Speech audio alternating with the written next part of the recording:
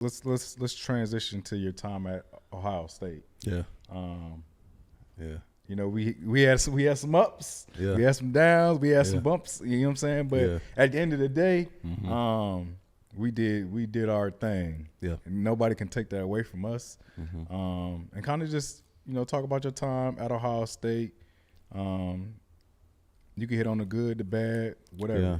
I think our time at Ohio State was it was a special time just for college sports, and even Ohio State as a university.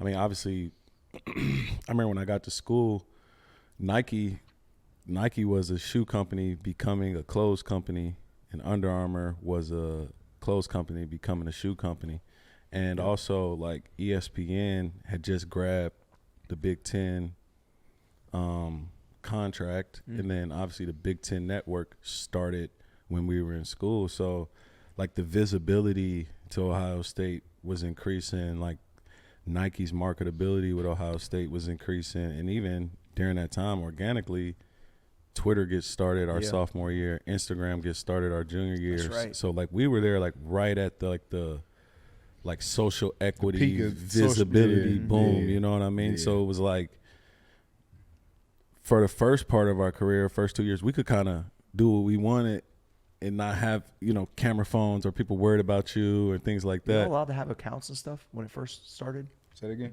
Were you allowed to have your own accounts and stuff? 'Cause Bank I can't- account? Yeah, no. Okay, yeah. We talk about USC now. Yeah. No, Well, I remember they made us get Twitter bank accounts and stuff like that. Yeah. Like Yeah. Twitter, social was- media. Because at first I thought they really didn't want the players. No, they didn't even know anything about Okay, it. got it. They didn't understand. Like, you couldn't get in trouble for anything on Twitter. Like, it was, Instagram was only for iPhone users. Like, we had Blackberries. Oh, okay. So when I got an iPhone, I was like, oh, I'm gonna download this Instagram. And like my wife, who's my girlfriend back then, she told me about Instagram. Like, oh, we just take pictures and nothing like that. It's like, all right, cool. It was weird. Like nobody was monetizing it, Yeah. And but my point was saying like what was happening is that I believe we were like right at the curve where Ohio State was starting to really take their marketability up.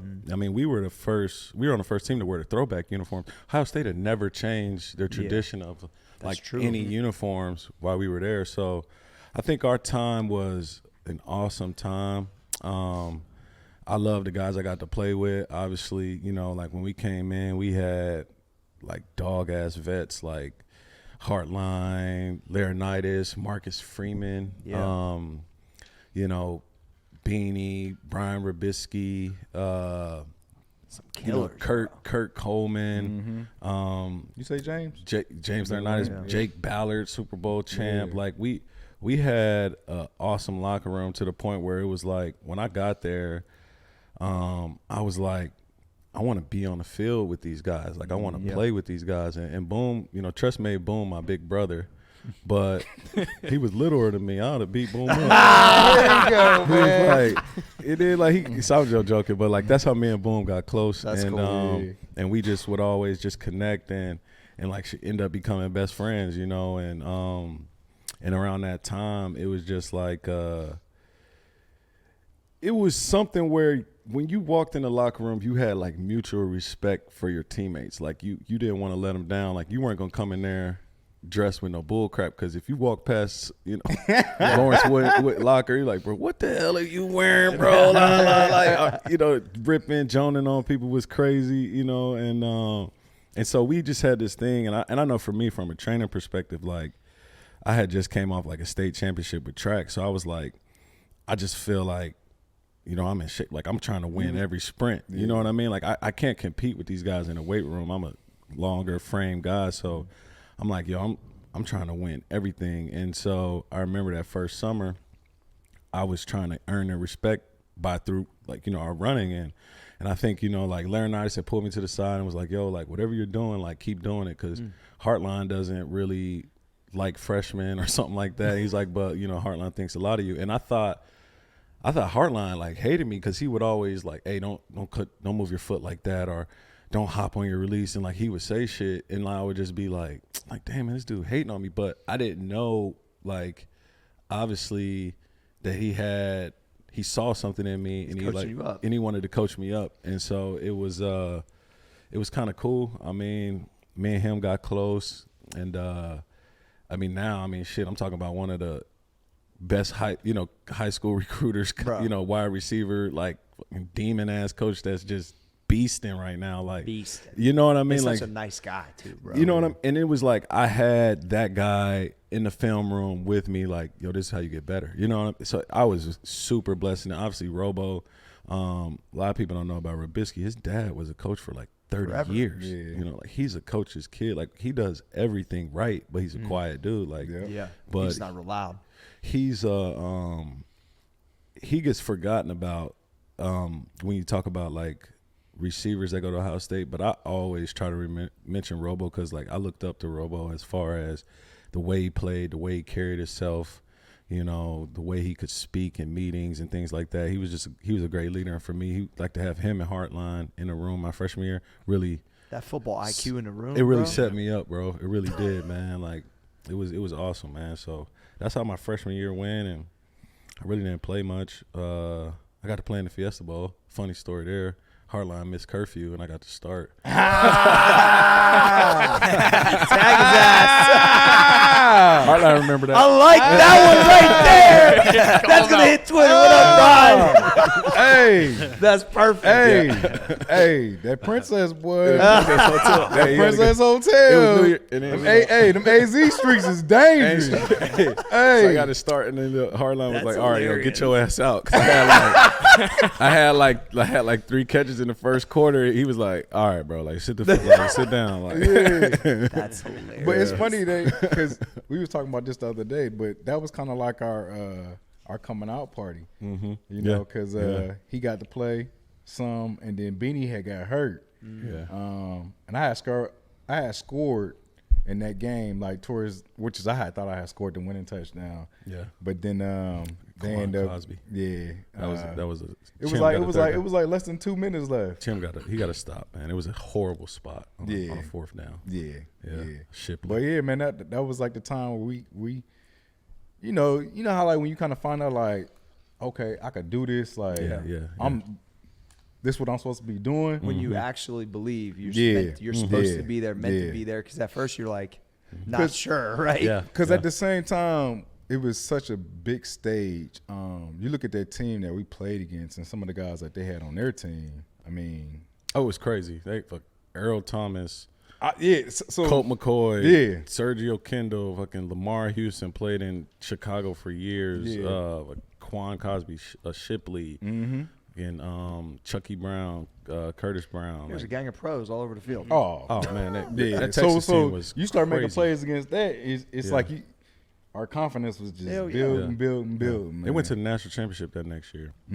Yeah, that team was awesome. And then after that, we all started sophomore year.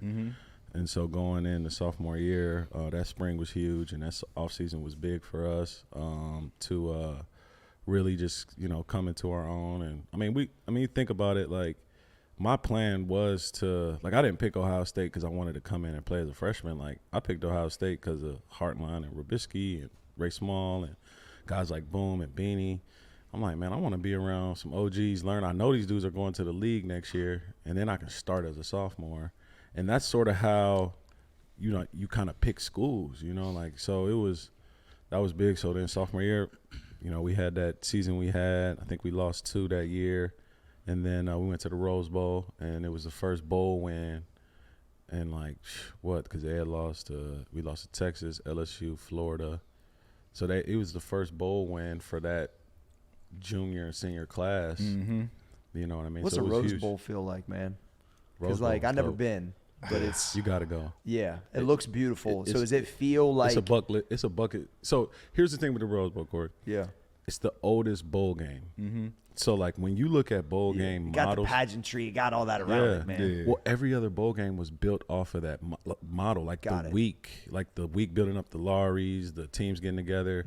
Every other bowl game is built off of the Rose Bowl. So it's when they say granddaddy, it's literally the fucking oldest bowl game. It's the granddaddy. Yeah, that clip is like just synonymous with it. But then it's like another thing. It's like, obviously when you're visiting Ohio State, walking through the hallways, and then you seeing like Archie Griffin and all those guys with roses. You know what I'm saying? They play. And it's like then you actually have the opportunity to play in that game. Yeah, it's like it's crazy, unreal, bro. Yeah, and awesome. then just that experience and just being out in Cali, just crazy. It's dope. It's a day game first half, night game second half. Hey. Oh, because the way they time it. The way they fucking every year is like that. Interesting. Yeah, it's crazy. Yeah.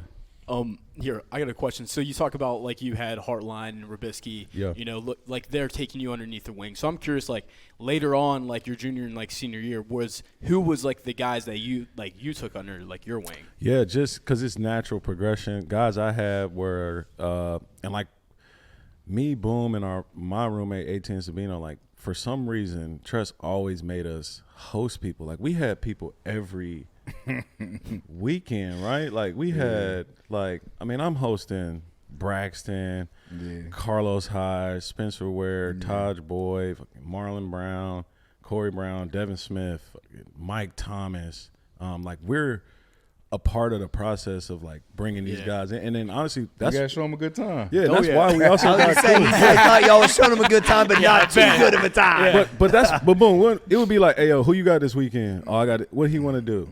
All right, you already know. Up. Yeah, like so it would be like we would get together. We would take them out to eat. You know what I mean? And we were real hosts. You know what I mean? We can't get in trouble for this, but like they would give us money to host them. Man, here you go, bro. Like take this little $200. You know what I mean? Like shit, do what you want. Like you want to play video games, you want to go out, whatever. Like whatever you want to do, we'll do it. And so guys I had was Corey Brown, Philly Brown, Devin Smith, and like Mike Thomas. Like right before I left, those are some of the guys I helped like come in and shit. After that, I was gone. Yeah, it's crazy. Yeah, it's crazy that he made you guys a part of the process of like. And I'm sure it's kind of works like that in every university. Like I can count on these guys to show them just a good enough time, right? Yeah. And then not get them in trouble. And then have like and then trust to look at us like, yo, like we're having a meeting with the parents on Sunday. Make sure they're fun. You know what I mean? They're make together. Sure, like make sure they are dressed. And we done had some close calls before. Where'd you take him? Bullwinkle's? Was Bullwinkle's the place then? Was it bumping? Nah, we was getting bottle service. We was going to Mint. What else? What I remember that club. Of course you do. Sugar. I was older. I was the red zone. It was red zone. Big bar, little bar, fat ends. All those places are gone now. Yeah. You know, it's probably a good thing. You know, for sure. Now they got Panera down there. To be able to get bottle service at age like 19 and 20. When we got to the league, you know, some guys are like, man, I ain't never been in clubs, stood on a cup. I'm like, man, this stuff is boring. We done been there, We've done been doing that, this stuff.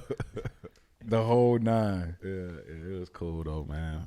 I love, and I actually like enjoyed that part about getting to know guys and bringing them and telling what Ohio State is about. Because, man, I had some good hosts. You know what I mean, from my times there for sure. That's cool. Yeah. Kind of just, you know, obviously. Everybody knows our story about everything that happened with us with the Tattoo 5-gate stuff and everything. And that shit was hard, you know. And I think some of us, I know we all kind of still deal with certain things just, you know, mentally, you know, and kind of just talk about, you know, if you could do anything over, like change anything that you did, is there anything that you would have did different? I think the only thing I would have did different, I would have sat out of the Sugar Bowl. And I know it sounds crazy, but because like it sounds crazy, but like we had an opportunity to kind of like shed light into what was kind of happening. Like, I mean, obviously now with the NIL, it was something, but what people don't realize about the tattoo case, like, if you look at our NCAA ruling, like we got in trouble for name, image, and likeliness. Like we literally, like that's what's on the top of our dispositions. That we made money and we had the understanding that we could make money off of our name, our image, and our likeliness. And so when we set, like in the rule book, it says if you violate these rules, you have to sit out the next available competition. well, the next available competition after the NCAA came down on us was we played in the Michigan game, and it was a couple weeks. The next available competition was the Sugar Bowl. Mm-hmm. But when they came down, they wanted us – they sped up the decision, right? They were like they just did it with haste. So we felt like, all right, cool, we'll sit out the Sugar Bowl. That means we're all coming back senior year. Well, I think we play like, Well, Boom was gonna leave. Boom was gonna leave, and then but for other guys who were coming back, it was like, all right, well, we'll sit out the next 3 games. Like we'll be, we'll have 2 games. Boom, and then we play Miami 3rd game in Miami. We might lose that, but we'll come back. We know the team can win. We'll come back to a 1-loss schedule, and we can run the table and maybe go to the Rose Bowl or have a big season. And so the outlook wasn't too crazy. It wasn't initially. Initially, because it was like we'll sit out 4 games and we'll make this bowl game. But it's like nah. Y'all gonna play in the bowl game because people were pulling out of the bowl. Like, well, if the quarterback, the running back, the receiver, and the starting left tackle aren't playing, shit, I want my money back. I'm not going to New Orleans. Tress has already lost to this many, SEC teams. Like, it was like the SEC. Like, oh, can he beat the SEC? Can you have the speed? Does Ohio State have the speed? So we're playing Ryan Mallett and this Arkansas team. Yeah, that's right. Really good. Yeah. And so everybody was like, we don't want our bowl packages. And so it was this thing where we were like having these weird ass meetings, like because it's all about the money, DeVier. No, a million percent. Obviously, you know what I'm saying. Yeah. But it was just like these were weird ass meetings because it was like they were unsure. Like the NCAA was unsure, and I remember Gene just being like, "Man, you guys should just sit." And we were upset with Gene because we didn't like. Obviously, we want a ball, you know what I mean? But he was trying to put it in our mind like you can kind of set precedents here. And so if I could change anything, I probably would have set that game and sort of just been like, yo, like we ain't playing in y'all money game. But they made us play. And just like, God, he was just in there just just touching everybody. TP won MVP. Boom. We just had 3 tutties. 2. Boom had 2 tutties. I had Yeah, y'all balled. Yeah, we went crazy. Yeah. We had a party. We had a party. Yeah, I had 121 for like a tutty and on 7 catches. Like everybody went. And then even like the 4th guy, unknown guy, Solomon Thomas, like he got the game-winning pick. Cam Hayward gets a cramp on the game, like final drive. Solly has to run on the field on 3rd and 5. Haycock sends like a shark blitz off the strong side. We drop the D in. So Mallett thinks he has the backside slant, for the hot read. Solly gets the pick. Game over. It's just like everybody who got in trouble, like just touched that fucking, we just touched the game. And it was like, okay, now that y'all played the game, we're going to give y'all 5 games now. So it's like. I think you would have had less if you would have sat it. Or you think they would have gave you more because of the money? Well, the rule was 4 games. Okay. And then we played in that game, so they gave us 5 games of the next year. And so we were like, oh, we're going to appeal this. And then obviously, like, that's when, everything happened. Everything came out with Tress, like opening up that can of worms. Yeah. And it was a lot. It was a lot. Yeah.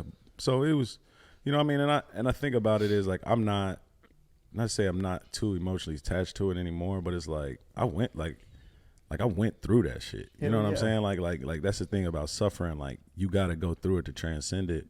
And I think for me, like I've transcended it to a point where like when I look back, like, and I've said this before, like CJ Stroud, Trevion, Bijan Robinson, like their glory is like my pain and Boom's pain. So it's like, not to say like we're martyrs or anything like that or to that extreme level, but it's like what we went through, like people could see it was fucked up. And so now those guys are benefiting. But the only thing I don't like is that it's like, all right, here, we'll give you this. You know what I mean? Like, go, you can make money off your name, image, and likeness. But the problem is it's, and that's the difference between the league and colleges, there's no profit sharing with the TV contracts. Yeah. Everybody sitting here knows that's where the fucking money is. It's the TV contracts. So it's like, but there's no union, there's no PA to be able to negotiate a percentage of the TV contracts to make sure they're going to try to get away with this part for as long as they can. You feel what I'm saying? It's 100%. Almost like, just go in the Wild Wild West. Oh, just fuck yeah. Like, oh, you got somebody want to give you free burgers? Go get fucking free burgers. You know what I'm saying? It's really peanuts compared to what's really It's out really there. peanuts compared to what's happening. And then also, like, the landscape of college football was happening. These major conferences, obviously USC coming to Big Ten in the next 5-10 years.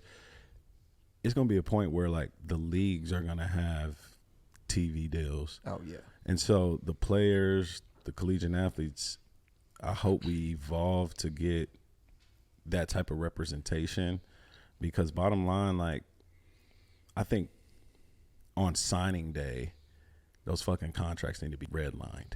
You know what I mean? Like that's the issue. Like, because you're signing over all of that shit. Like, that's true. You're filing under the 13th Amendment to be a collegiate athlete. So you're almost like you have the same rule, like in prison, like how they can create, you know, the rules or whatever and shit like that. Like the NCAA, you're governed under them. You know what I mean? Like, you're not protected under the laws, but it's only to participate in their organization. You know what I'm saying? So it's like, well, think about it. Essentially, you're giving away your name and likeness for sure to them. For sure. EA Sports sure is You cashing signed in it. on that Yeah. shit. Yeah, you got to redline that shit, Corey. Yeah, facts. On Think signing about day. it. Yeah. Think about all the money that the video game made, Come on, man. and they, you know, years later send us this little baby ass check for it. Yeah. You know what I'm saying? It's Yeah. like they made probably billions. You know what I'm saying? Like, We were hard on that game too. We was hard. Yeah. We was hard. Really yeah. fucking good. Yeah, we were good. Yeah. Yeah. So clearly, we go through that whole suspension. Yeah. But then, for a guy like yourself, obviously everybody's situation was a little different. You get suspended 9 games, Yeah. which was 10 crazy. 10. Sorry. Yeah. 10 games. Just walk us through the process of just kind of like, you know, your first game back, bro. I was kind of explaining this to the guys. Your first game back was senior day, correct? Yeah. Against Penn State, and it was our last Game. home game. Yeah. That was fucked. Can you imagine that? They got to win 11 games, bro. Yeah. Right. Yeah. Can you But you imagine got that? to experience that. No, Yeah. Your the whole senior thing's year, fucked up. Yeah. Your senior year, Yeah. your first game playing is your last game in the shoe. Were you able to watch the games like on the sidelines, DeVier? Were you not No. even allowed to No. be I wasn't even allowed to. around it at Damn. all? Yeah. And because of my major, I needed an internship to graduate. Okay. And so Tress has set, right before Tress got out, he had set me up an internship with Gordon Gee in the student union's office, to where Shout out to President Gee. yeah, Hex, yeah, they looked out for me. And so he was doing this thing where, like, it's 44 counties in Ohio. He would go to 22 of them every summer. And like, and so the internship, I was on this, what is it? Like this board of like active students who would like plan events in these smaller counties in Ohio. And so that's what I did that summer. And then, but I love Coach Fickle because he kind of, like, me and him had a real talk. He was like, listen, like, I know your goals are to go to the league, but like, I mean, you're here, you fucking graduate. You know what I'm saying? Yeah. He was like, but when Just there- how you talk too. yeah. And he was like, but when there's when there's NFL coaches here, I'll text you, come to practice. And so But you were able to practice still? I was able to practice, Oh, but it okay. would be, I mean, boom, would tell you, it'd be some weeks I wouldn't even be at practice because I would just be doing the internship or whatever. But that's why I love Fit, because he'd be like, hey, yo, Packers here, who here? Like, pull up. And I would like, I'd go to the Woody and I'd be on scout team. I'd be fucking killing those dudes. You know what I Yeah. mean? Like messing up the looks.